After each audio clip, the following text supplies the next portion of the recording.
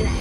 So we do want to make sure to remain seated. We don't want to freak. Is Amity, our version of Amity. And thankfully, our version of Amity has police driver. His name is George. When we bring the trams through to try to lighten the mood, George will put together like a little reenactment that was seen for the movie. So let's see how George does today. George, get out of there, man!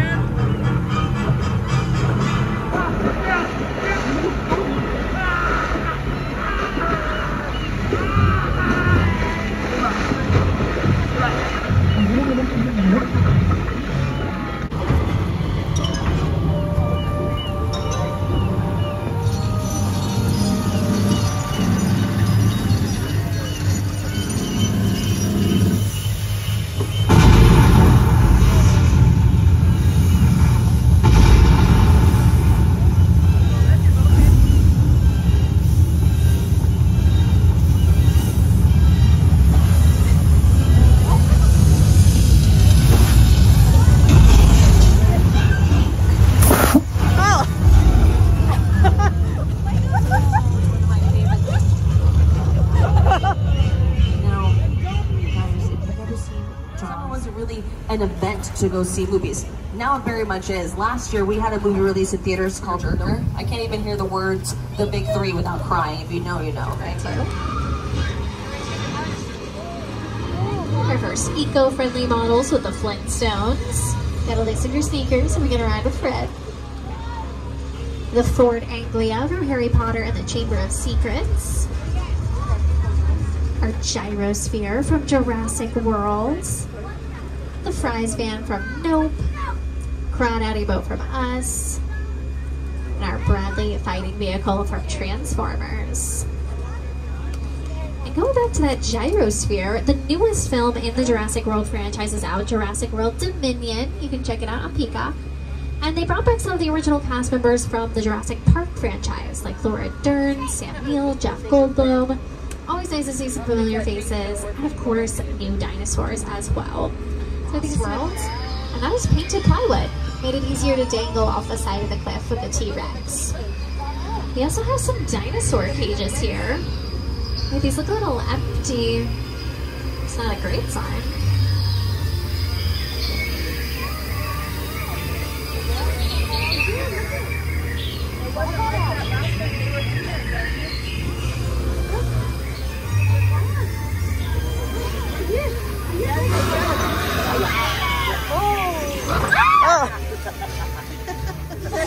Those dinosaurs aren't poisonous, they're just thinking, hey.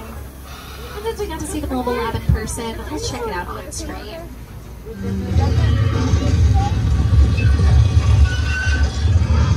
Now the windows make it look like there's movement happening in there, like maybe you're looking at some of the stuff that's been thrown around. Actually, those windows are LED screens. I didn't do anything. You missed! Faith you have. I wanted to become a filmmaker. I like films that just take you away from your real life and sweep you up in the future. Kong literally does that. I mean, you're on board this ship, you're sailing to a lost island, you're encountering monsters and creatures from, you know, prehistoric times.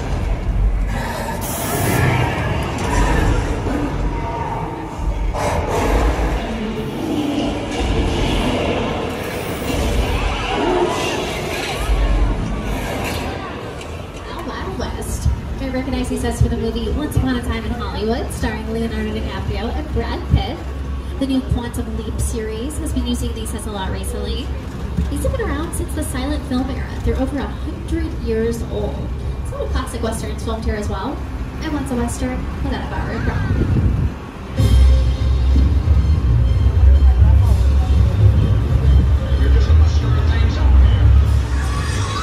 Well, it doesn't sound awesome.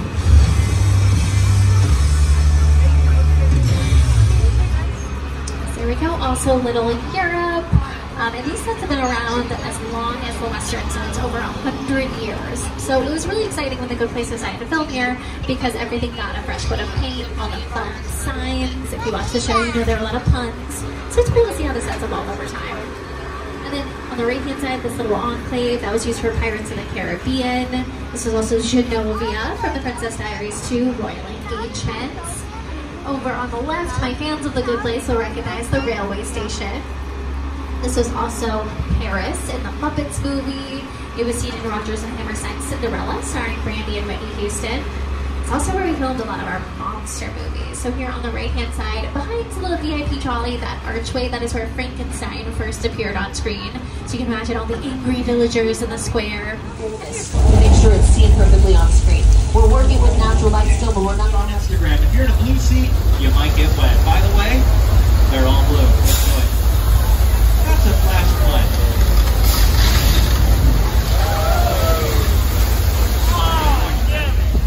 Look at that! Thousands of gallons of recycled dinosaur spinach. Here's that same from the Fast and Furious franchise. In the back left corner, trying its best to hide next to that storage container, is a yellow Camaro, and that is Bumblebee from Transformers. Now, it doesn't matter which one you like, just as long as the one that you choose works. Because if you stayed next door as a guest, I can assure you, you would need one of these cars as your getaway vehicle. And let's honestly hope it's Dom's Charger, because next door is the Bates Motel. Psycho, directed by Alfred Hitchcock. Alfred, as a director, would always choose the stories that were very character-driven stories. Now, Norman Bates and Mother, right? They watch every tram as they go by, especially Mother. She usually watches from the top left window of the mansion. Now, it's hard to decide who the actual main character is here, Norman or Mother.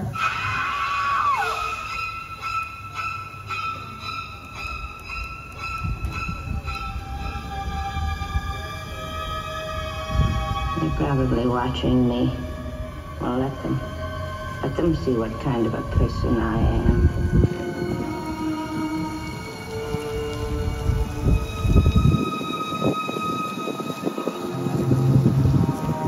It is not far enough away to keep us from Norman, so everyone just play it cool. Maybe we can get out alive.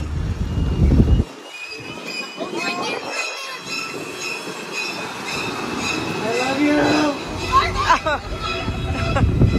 For War of the Worlds. This is a real 747. It was destroyed specifically for the movie. It was a retired aircraft they picked out of an airplane graveyard. They bought the plane for $60,000, but to ship it here cost $200,000. As long as the shipping and handling that gets you. Here's Steven Spielberg. It was production designer Rick Carter. You paid that $16,000 for something that don't work? But I mean, it makes a lot of money. The airplane crash site set is perfect. This is pretty dangerous territory. This is the crash site for War of the Worlds. War of the Worlds was directed by Steven Spielberg. To your left, then, is a real Boeing 747 they purchased for this film, just so they could rip it apart. But this was a brand new set on the lot. A pilot flew over this, making his descent to the Burbank Airport. He saw the set from above and thought it was real, so he called the whole thing in as a plane crash. The airplane crash site set is a perfect example of a set.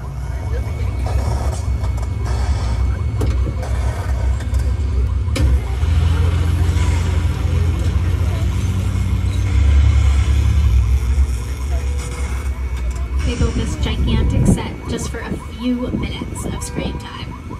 And we were talking about earlier about how you spend all this time building your set, you film your scenes, and then Would not fit underneath the freeway overpasses, so the roof had to go to accommodate its travel. Now, also on the armrests of the chairs on the plane, there are little ashtrays, and that's because that plane is a model from the 70s when you were still allowed to smoke while flying. So, every time. Movie magic only happens when a team of collaborators, often in the hundreds, work together to take an impossible notion and bring it to life. This is Jupiter's Claim, a nostalgic, small-time Southern California amusement park owned by former child star Ricky Juke Park.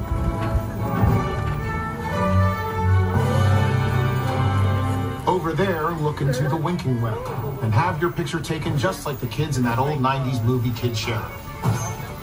That's what this whole place is loosely based on. Remember that one? No? Well, I do. A little further down, you can see the brand new Star Lasso experience. Built to showcase an unbelievable new live show. Well, it's not looking so live anymore. Anyway, behind this Hollywood fantasy of a gold rush frontier town lies a sinister secret. It is smack dab in the center of a UFO hotspot. What's a bad miracle? Now, when I think of the word subtle, I don't really think of the Fast and Furious franchise, which is why people love them, and it's the reason why we made it the grand finale of the studio tour. This is Fast and Furious Supercharged. You're not going to need those 3D glasses just yet. I'll let you know when to put them on in a few minutes. In the meantime, I suggest you clear out of here, otherwise we can't guarantee your safety. Guarantee my safety? I'm the one. Now we're moving.